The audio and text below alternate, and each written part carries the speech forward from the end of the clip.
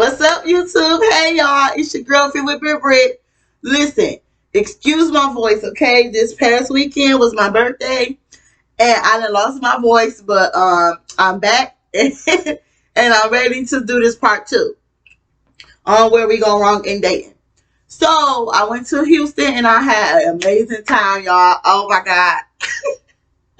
I had a blast. Anyway, so I'm gonna list a couple more things for the part two of this video because I need to finish it up. All right.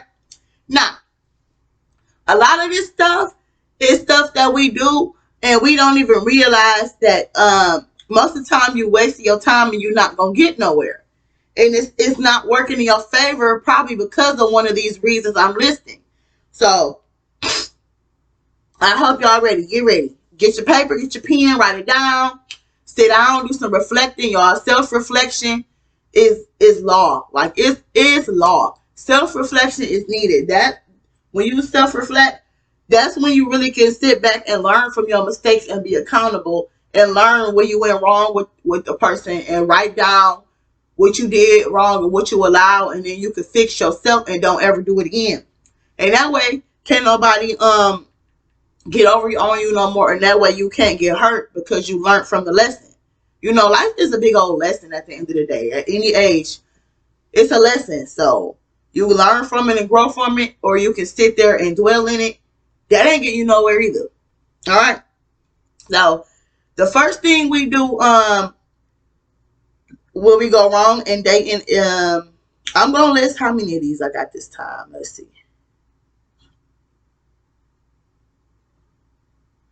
I got 10 more things to list. All right. So the first thing is dating out of desperation and loneliness. When you desperate, when you want somebody to love and on you and touch on you, kiss and hug on you, because sometimes you get bored, sometimes you get a little lonely. Sometimes you get a little lonely and you be like, all right, I'm bored. Let me text him. Let me see what he talk about. You know, we all did that before. Bored on some BS just to see if you just to see what's going on with a person, and then not really being intentional having a plan with this person. And that's when you set yourself up to go nowhere because you're going with the flow. You don't really have a real plan with this person. You just going with the flow. The next thing we do sometimes in certain situations is mistakes we make, jumping and being the breadwinner and the leader in the man's role from jump. A lot of us are raised and taught to be independent, and we don't know how to sit back and let a man lead and let a man be a man, because a lot of us when black women are taught to be independent, be strong, have your own money. Don't ever ask, pay for this and pay for that. And that's just not true. And that could set you up for failure because it could set you up for a role reversal relationship. And oh my God, it's not fun. Been there, done that. It's not no fun. Please, y'all, do not go in that thing like I'm independent. I got my own. I got a master's here. I got a degree here. I got 50, 100,000 in the bank. I got 800 credit score. Please, y'all, don't do that. That's a big mistake. But when you know better, you do better. Okay? So just be humble and be low-key about your accomplishments. Don't go bragging about your accomplishments on your sleeve and telling the whole world, because you're going to attract users, scammers, and, finessers, manipulators. I'm telling y'all from experience, because I used to be an independent queen, especially when I got my career. So I know from experience, don't do that. You better lie. Lie and tell them you a secretary, or lie and tell them you a YouTuber or something. That's what I do. I tell them I'm a YouTuber. I am a YouTuber.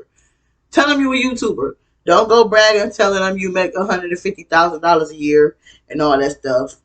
Anyway, so yeah, that was number one, the role reversal and being a breadwinner, leading in the beginning, because that's how you start. The way you start a relationship is how it's gonna be when you set the tone in the beginning. So when you set the tone in the beginning, like you that boss chick and you got everything under control, he might just sit back and kick his feet up like, all right. Well, she is a boss chick. I mean, she said she got it and she liked doing everything. And that's going to be detrimental to your mental health and detrimental to your femininity. It's going to break and kill your femininity slowly. Or over the years, And it's gonna start role not role I mean yeah, it start role reversal and it starts resentment. I gotta do a whole other video on that, y'all, because I know from personal experience.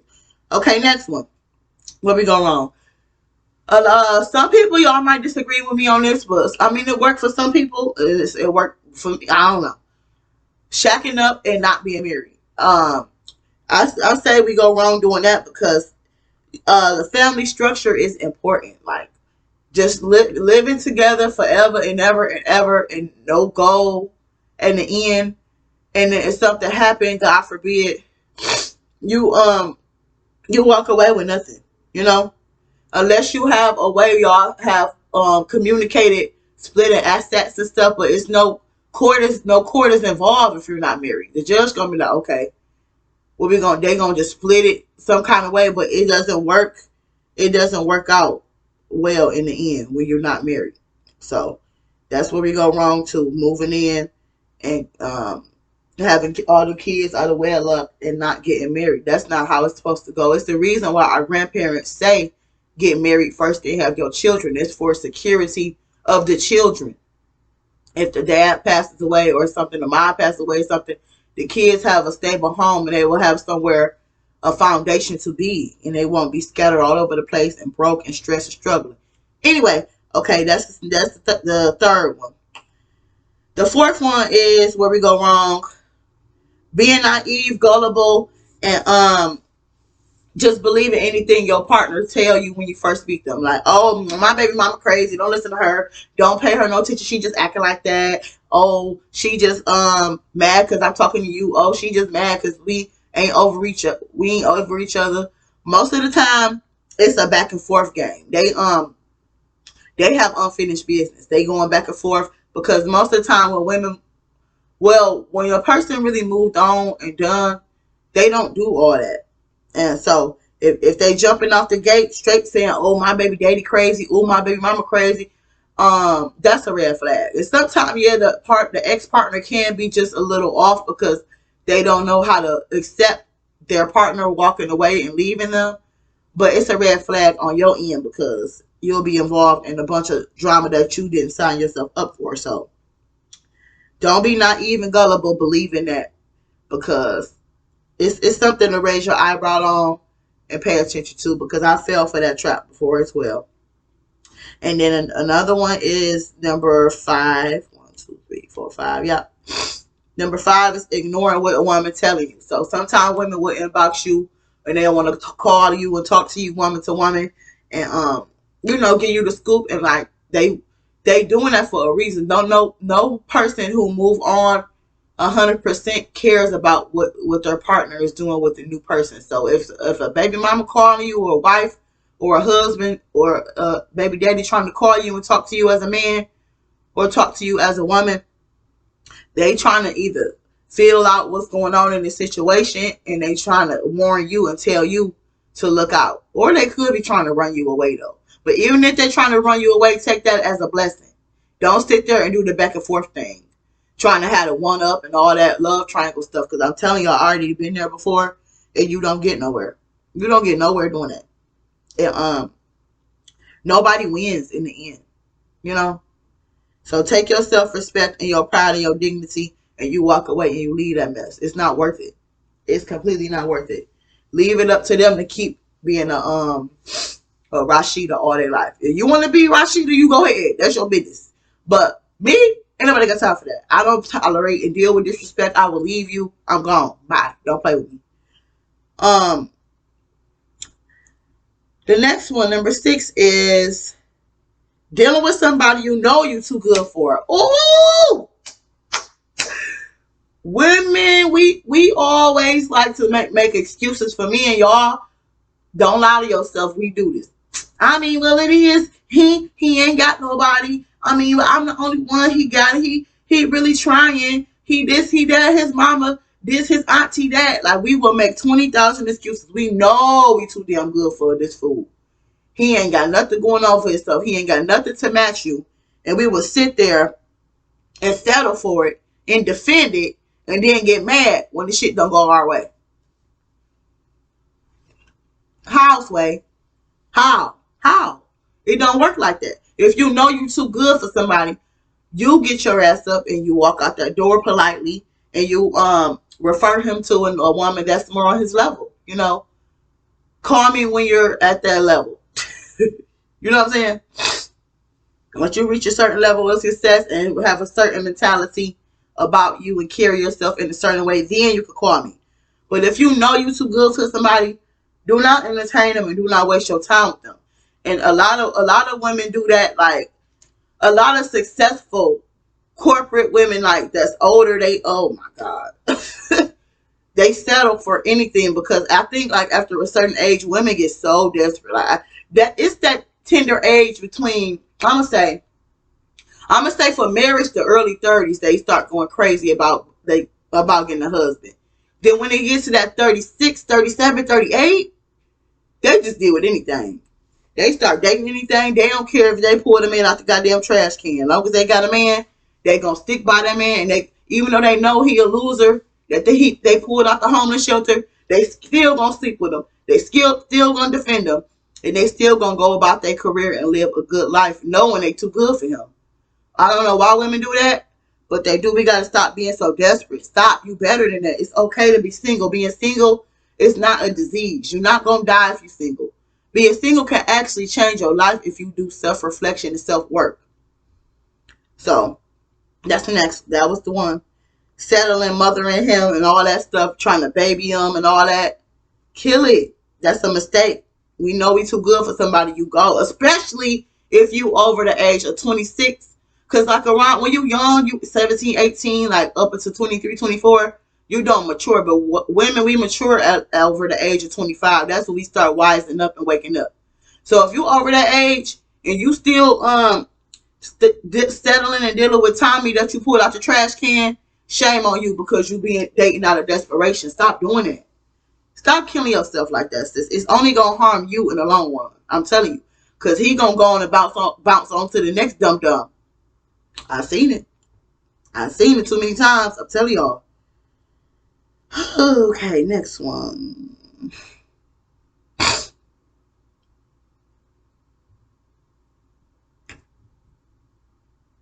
When the family, okay, this kind of tied with the last one I just named. Number, this was 6. When you have a good head on your shoulders, and, like, if the family telling you to leave them, or the like the mama asking little slight questions, like, yeah, so why you like my son, or what you doing with him? Like, when they say stuff like that, pay attention to how the family react too, because sometimes if it's real, he got some real good family, a good family structure, they family will tell you to get the hell away from him too. I've experienced that multiple times with multiple men. They'll be like, where you work again? Why you with him? Why you like him? Or something. Or, girl, you better leave him. Don't be with him. Don't waste your time. He played too many games and blah, blah, blah. And there's some real mamas out here that's really real like that. I'm telling y'all. And real, like, sisters and aunties. So, yeah, you too good. Pay attention. Don't be settling. Don't be mothering and just dealing with that just to have somebody laying up in your bed, girl. Please. And then number 7 is loving/heavily pouring into someone before pouring into yourself with no reciprocity. Oh my God. The fixer, the nurturer, we nurturing by nature. We fixers too. Well, some women aren't, but a lot of us are, and we always fall for the booby trap. We'll fall for helping and pouring and giving and giving and giving, and it will hurt you bad in the long run. Unless you got a real dude on your side, a real one that's gonna really respect you and love on you and give you everything you invested in him and believing in him. Most of the time that don't work, but it's a risk, y'all. So I recommend don't take that risk. But if you feel like he a real one, that's on you. Hey, but it's no guarantee. So just know what you're dealing with and the type of man or woman you dealing with on who you investing into. Because even men have told me they don't really, certain men, they don't like upgrade women and invest in women, because sometimes the woman will get big headed and leave the man. I've heard that from like 3 different men before, 3 homeboys I know. And so women do it too. So it's not just to upgrade you on the woman upgrading the man. Sometimes the man upgrade the woman and she get to feeling herself. And she thinks she's too good for him. Okay, that's the next one. Yeah. And just overdoing stuff, doing too much. I done been a fool, y'all. Okay, Boo Boo the fool. If Boo Boo the fool was a person, but you gotta wake up at some point and realize it's not working for you, and this is not what I want. That's the key. And once you see it's not working, it's not shaking, go. Ain't no keep waiting and wasting and playing with your time, because you don't get time back. You don't get a second chance at life, so don't play with your life like that. And yeah. So yeah. The next one is things to look out for and not be careful doing. Giving a man money. I used to be a fool, y'all. Giving for all the booby traps. Being young and naive and like a sheltered dumb child, that affects you bad, especially if you don't have a male role model to put you on game and to warn you about scheming men. Because when you go out in the real world and experience people, you think everybody like you, and then it take a couple times. Well, for me, because I was a forgiving person, it take a couple times to learn that somebody using you.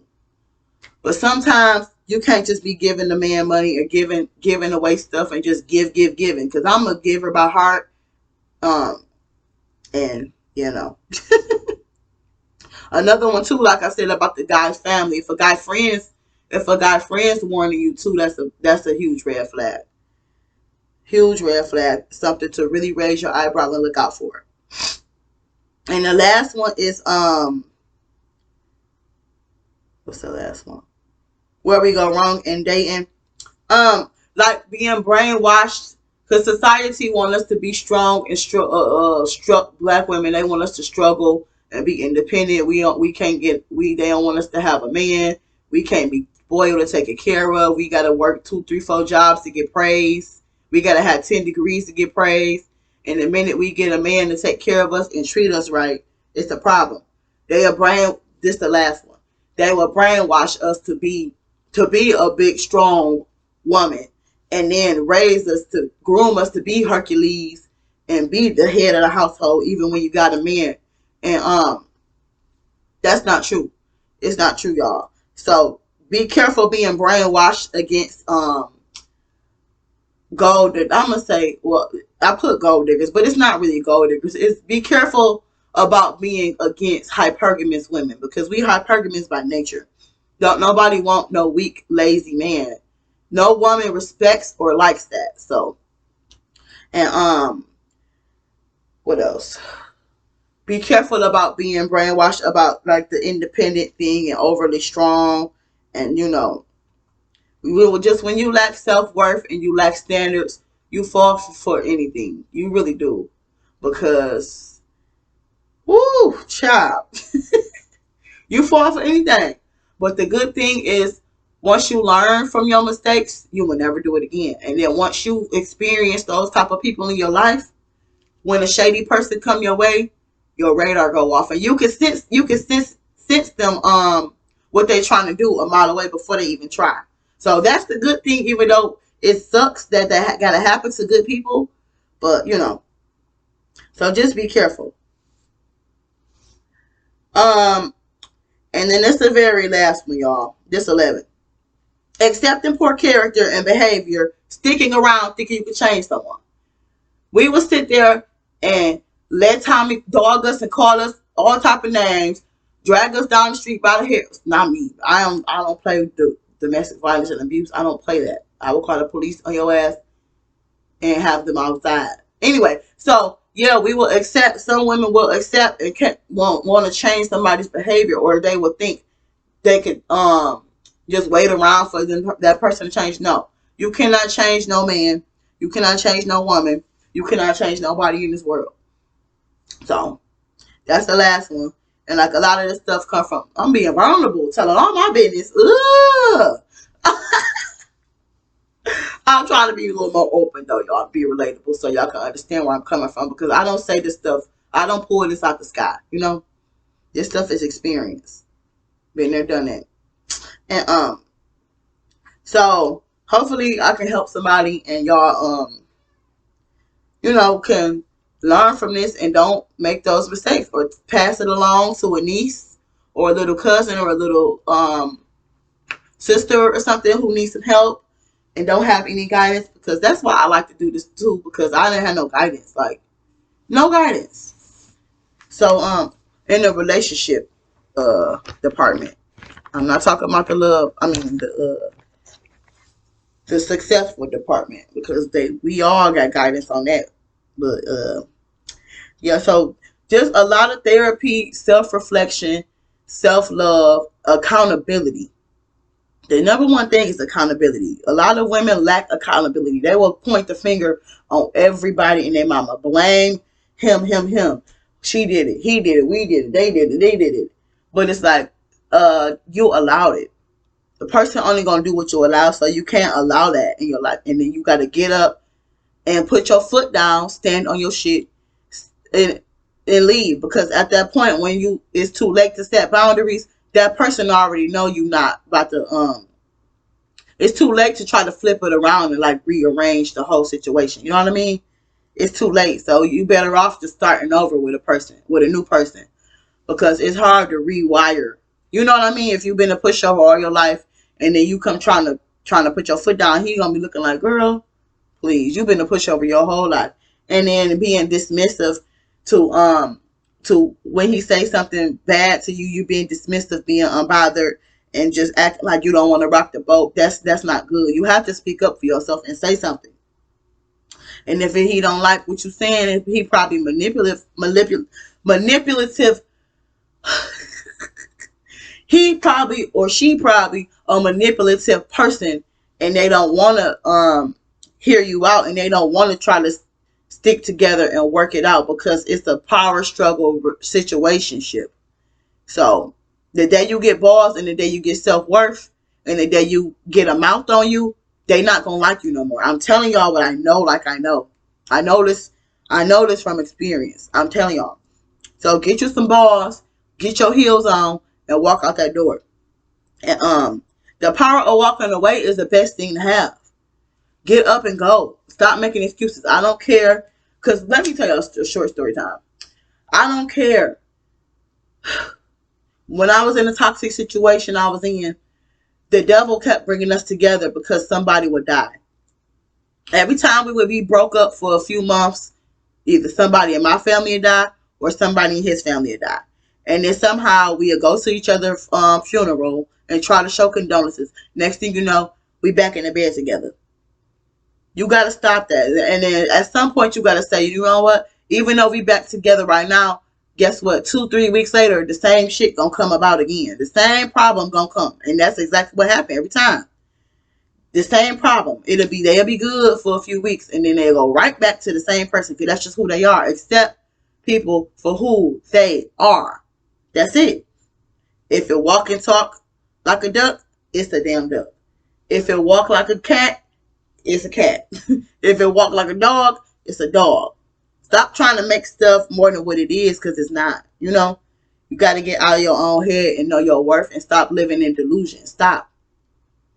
And so keep your standards high, boundaries high from the beginning, from jump. Check them right away from beginning, from jump. And yeah, that's it for this video. And tell yourself, I don't care who died. That's what I did. I told him, I said, I don't give a damn who died. The last person that died the last time was my dad. And so I said, I don't give a f who died this time after this death. I'm not doing this no more. You got to be like that. It sounds harsh and it sounds cold. I don't care. But if you know it's a roller coaster and you ain't getting nowhere, why keep wasting your time? It's no point. So, yeah, there's a couple things on where we go wrong in dating. And so just be accountable, ladies, and notice red flags. And then when you see red flags, go. Don't sit there trying to wait and change and complain and nag him to death about red flags you've seen. If I walk and talk and quack like a duck, it's a damn duck. So please like, comment, and subscribe.